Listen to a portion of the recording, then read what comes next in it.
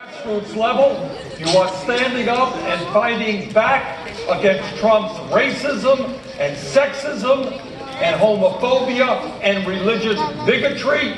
You are fighting for a government that represents all of us and not just the 1%. Thank you very much for what you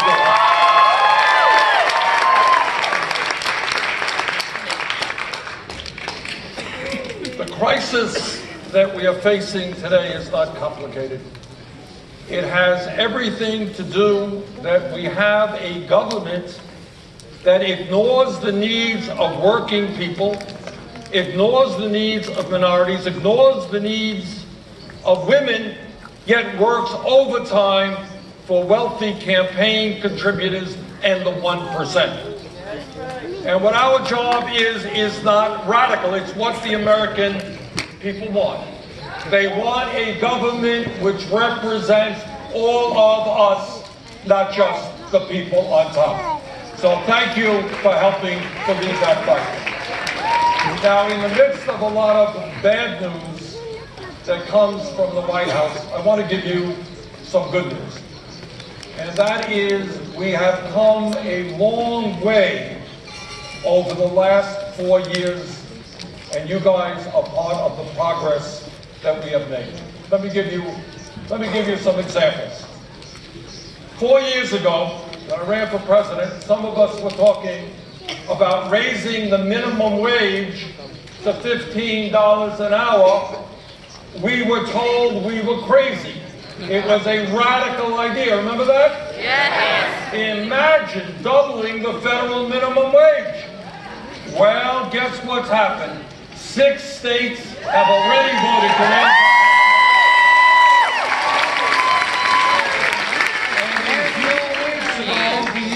House of Representatives Committee on Education and Labor voted out of committee a bill to raise the minimum wage to $15 an hour. A few years ago, we were saying, we're living in a competitive global economy, and if this economy is going to be successful for working people, everybody in this country, regardless of income, has the right to get a higher education. People said, oh my God, that's just too radical. Can't be done. In the last 4 years, all over this country, cities and states are moving to making public colleges and universities tuition free and to substantially, and this is what our job is, we are going to substantially, if not completely, end the outrage of millions of Americans dealing with student debt in this country.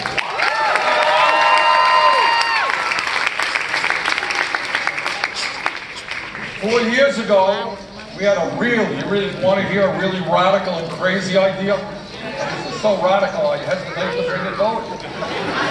Imagine, the establishment went crazy, media went nuts, still is. Imagine the United States joining the rest of the industrialized world and guaranteeing health care to all people as a right, not a privilege.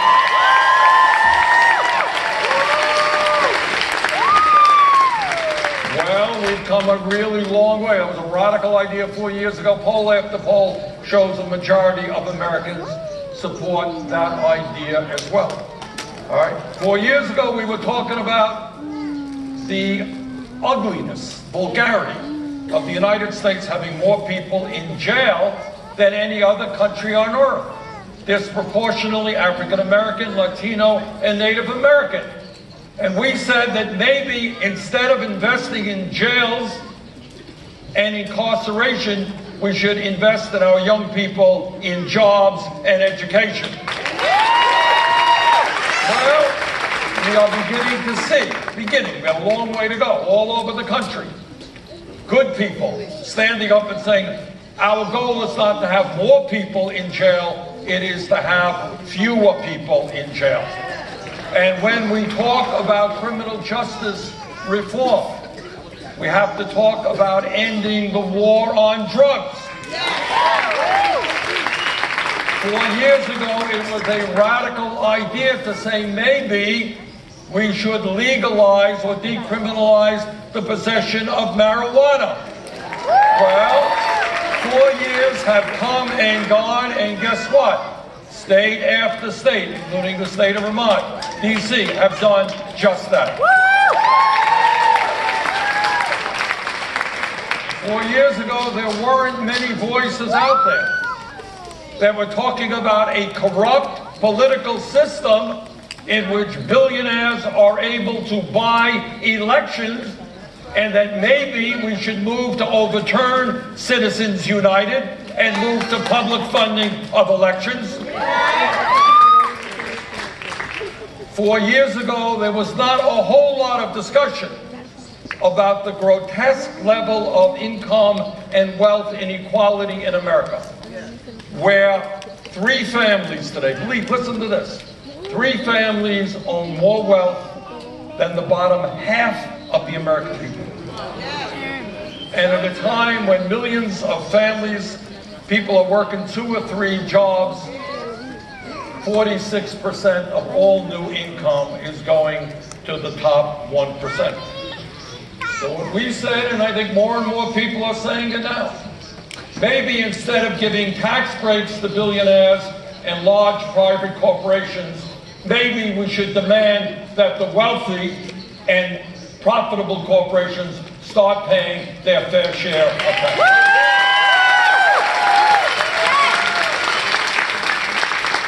The mantra of our campaign is not me, but us. And the reason for that is not just that it sounds like a good bumper sticker.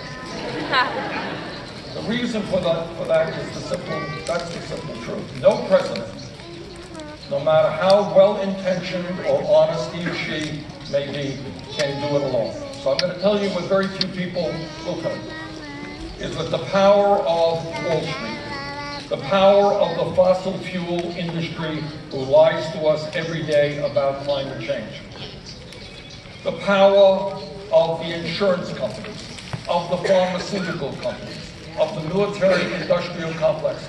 That power is so great that the only way we defeat it is when millions of people, black and white and Latino, Native Americans, Asian Americans, gay and straight, immigrant and native born, unless we come together and say to Trump that those days of hatred and divisiveness is over. We're going to bring our country together to fight for an agenda that works for all of us and not just the people on top. Thank you very much.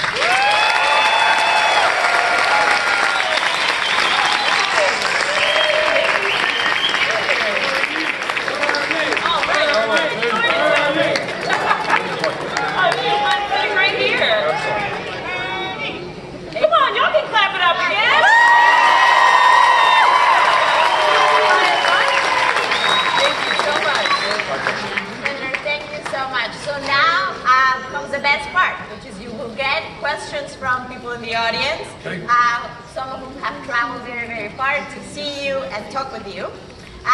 We will have 3 questions. You will have about 6 minutes. I will introduce the people who are asking the questions. Kelly will help you stay on time.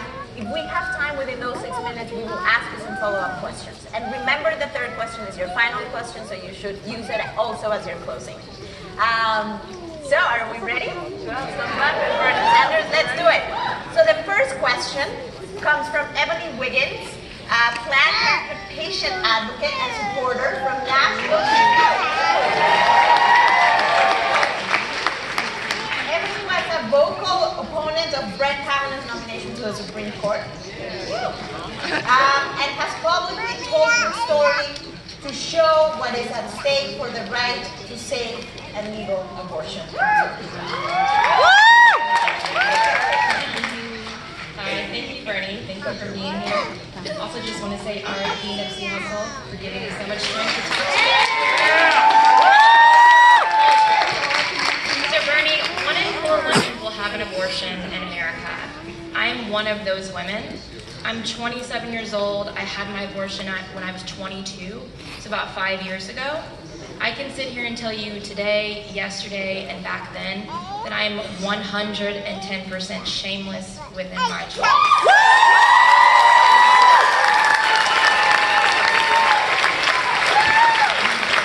I did what was best for me and what was right for me, and I did it, and I took action when action needed to be had. But today in my hometown of Nashville, Tennessee, where I've lived there for about 23 years, a woman has to wait 48 hours after her initial appointment to get an abortion. This past month, in March, the Tennessee House passed the bill, the Fetal Heartbeat Bill, which pretty much means that a woman is denied the right to an abortion after 6 weeks. Most of us don't even know that we are pregnant within that time frame. To bring that full circle, we now have a Supreme Court that could possibly take away the right and the access for us to even have that options for future generations. I say all this because, as you probably know, for the past few years, Republican Senate leadership has completely ignored the American people. They have dismantled long-standing processes in order to confirm justices that are very extreme. One of these examples is the obstruction of President Obama's nominee, Merrick Garland. And then, after that, they want to go ahead and change the rules to confirm Justice Gorsuch and the infamous Brett Kavanaugh, despite his unwavering public disapproval. With this increasing political influence on our judiciary, specifically with the Supreme Court, it is clear we must restore legitimacy within our court on a federal and state level. There have been a few ideas that have been presented. Some people have said that maybe we need to increase the seats on the Supreme Court from 9 to 11 to even maybe 13 to bring that balance back, right? Others have also recognized that America, as a democracy, we are the only democracy in the world where these justices have a lifelong appointment. And that maybe now is the time where we need to put some limits on those terms. I'm asking you that if you become president, what sort of reform measures would you take to restore legitimacy to our federal courts, along with allowing elected officials to govern successfully, and most importantly, ensure that fair-minded, unbiased, non-political people serve on the bench? Well,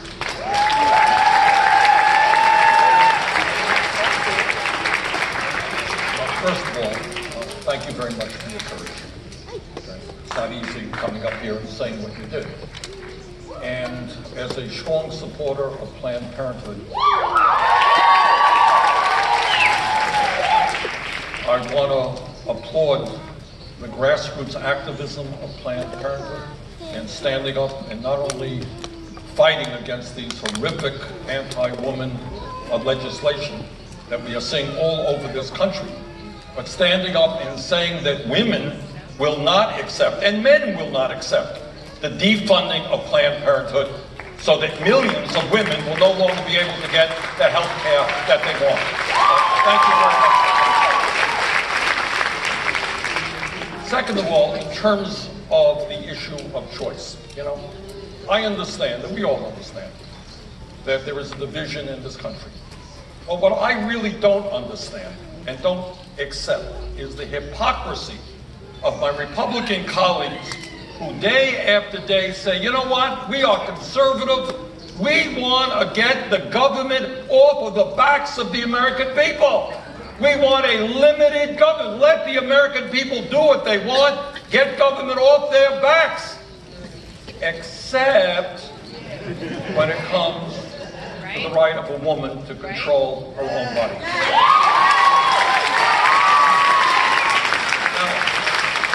That is absolute hypocrisy. Amen. Okay.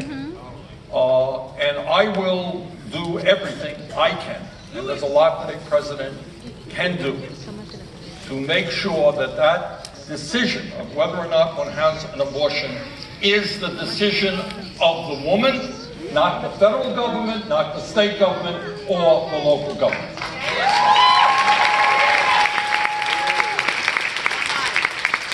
In terms terms of the Supreme Court, here is my concern about expanding the numbers of the Supreme Court, say if the Democrats are in a position to do that. What my worry is that the next time the Republicans are in power, they will do the same thing. And so I think that is not the ultimate solution. What I do think may make sense is, if not term limits, then rotating judges to the appeals court as well, letting them get out of the Supreme Court and bringing in new blood. But at the end of the day, this is what I do believe. And it's not only about a woman's right to choose and about the courts. What we have got to do is demand, and this is what my campaign is about, and it's what all of your efforts are about. We have got to grow the voter turnout in this country, which is now one of the lowest in the industrialized world, to the highest in the industrialized world. We have got to get young people participating in the political process in a way that we have never seen before, because at the end of the day, no matter how cynical folks here on Capitol Hill are, they know that if millions of people stand up and say, we will not allow you to overturn Roe v. Wade. We will not allow you to take away the constitutional right of a woman to control her own body. When people stand up and fight back, trust me, that message reverberates even on Capitol Hill. So thank you very much.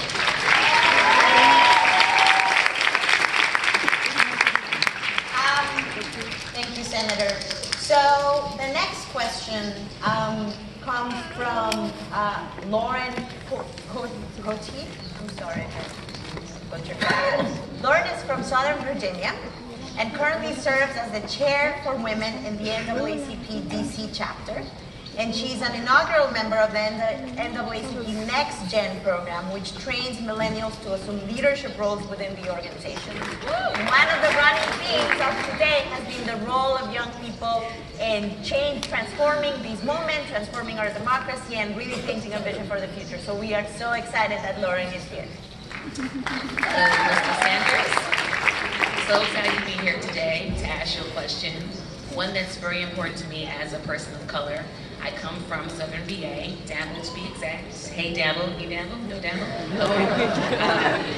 It's very close to Charlottesville, Virginia, and as you know, back in 2017, there was a horrific violent protest, racially charged, and it really hit home for me, the horrible face of racism that's in the United States.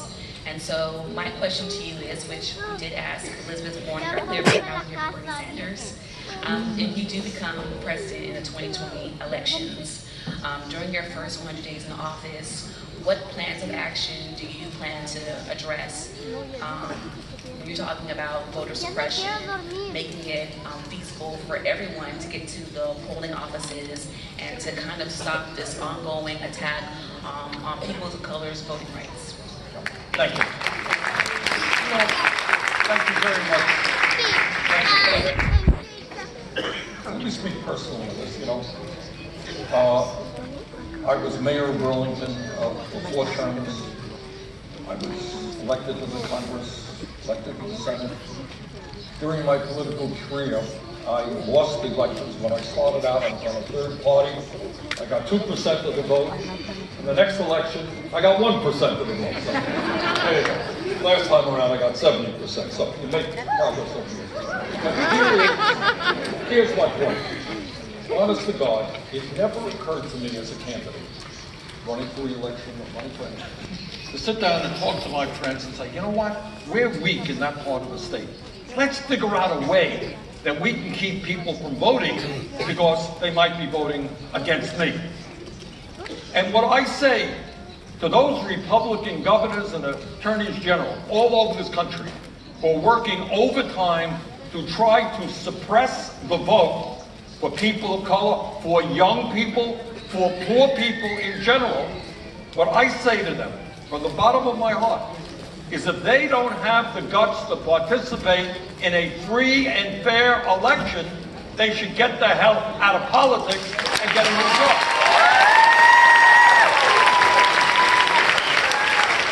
politics, you win elections and you lose elections. Our job is to make it easier for people to vote, not harder for people to vote. So what do? We do a couple of things in terms of election reform, and this is something that must be dealt with by the next president immediately. And that is, if you are 18 years of age in the United States of America, and you're a citizen of this country, you have the right to vote. End of discussion. And that is from Maine to California to Georgia to Alabama to Mississippi.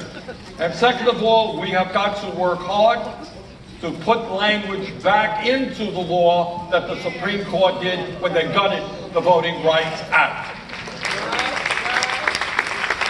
And thirdly, I believe, and I've introduced legislation to encourage people to vote, to have Election Day as a national holiday.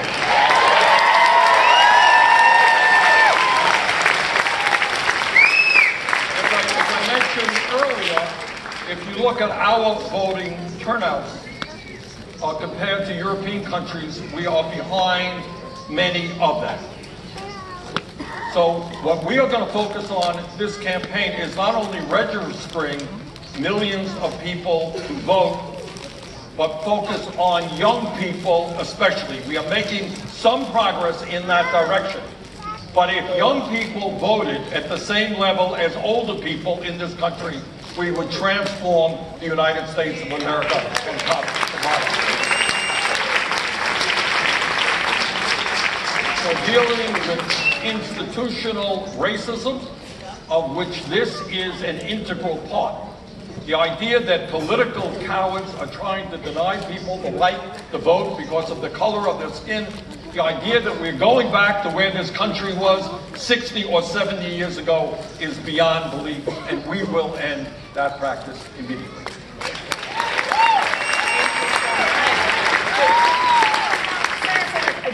Follow-up to that, and it's connected to the previous question about the Supreme Court.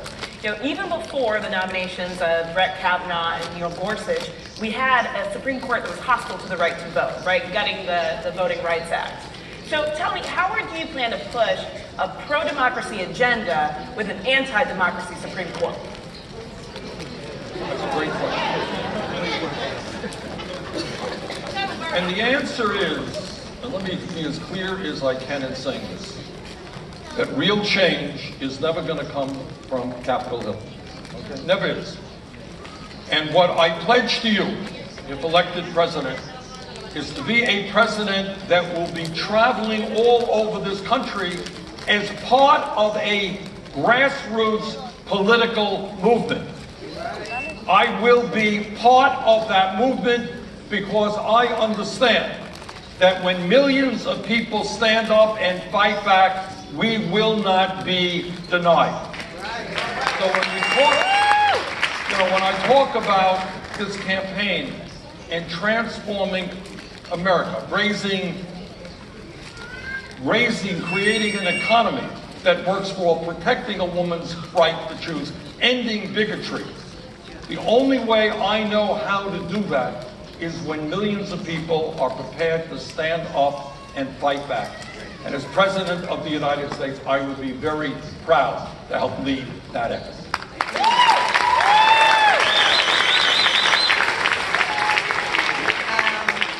I have been in rooms with people that have been inspired by the vision that you just described. So I believe that you will not only do that, but have already done that.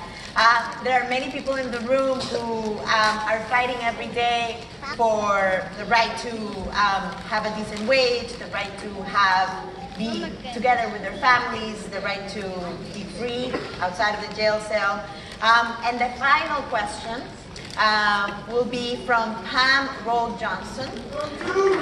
PJ, Pam is a janitor at the University of Pittsburgh. Where are the people from Pennsylvania? Where she has worked for the past 28 years. She's a public sector member of 32. And it's fighting against right to work and other attacks on workers' rights. For Pam, her union's it's not just about justice. It is about love. She met her husband of 16 years, Rich, through the union. And when she's not working, Pam is deeply involved in her community with several groups involving national wildlife and human rights. She's active in her church and likes to quote Father O'Malley, a Pittsburgh priest who says, "If not us, who else?" So, Pam, take it away.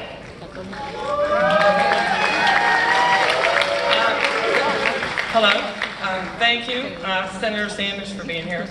As a public sector worker, last year when the Janus and AFSCME decision came through, it affected me and my coworkers. But we fought back as a strong union, which I thank God for. And the question I have for you is, there are two workers. One's non-union and one's union. And the union employee has good wages, benefits, and retirement. The non-union worker is in a right-to-work state, where they can't even get the right to join a union. So, what would you do as president to make sure that workers' rights in the workplace are stood up for? Thank you. One of the untold stories of the last 40 years has been the decline of the middle class. People don't know this. 40, 50 years ago, it was possible for one worker to work 40 hours a week and earn enough money to take care of the whole family. I know you're laughing. That seems like prehistoric, right? Unbelievable.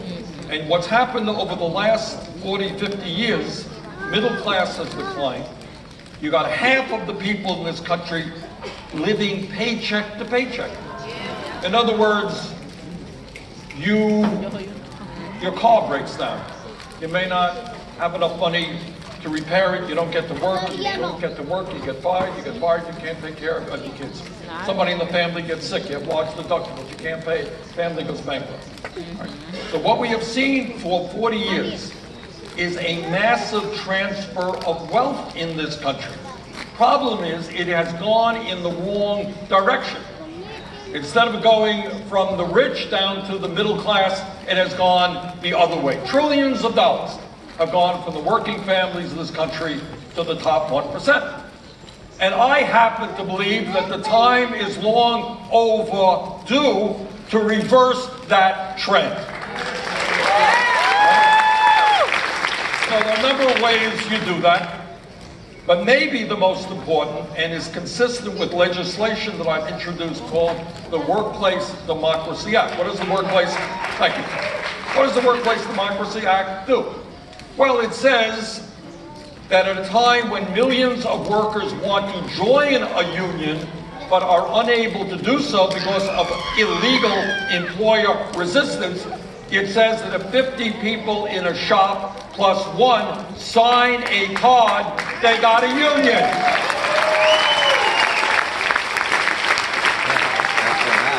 And if the employer refuses to negotiate in good faith, that employer will pay a heavy price.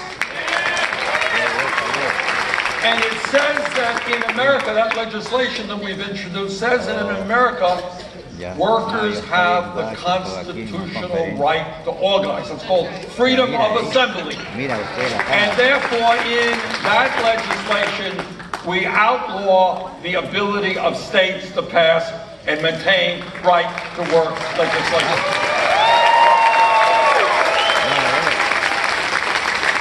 I would happen to believe, as somebody who has walked on many, many, many picket lines throughout my life, that it is not an accident that the decline of the middle class has run parallel to the decline of the trade union movement. Because at the end of the day, if a worker cannot collectively negotiate a contract, what ends up happening is that employers, the CEOs on top, make over 300 times what their average workers make. That is obscene. And that is why we need to grow the trade union movement in this country.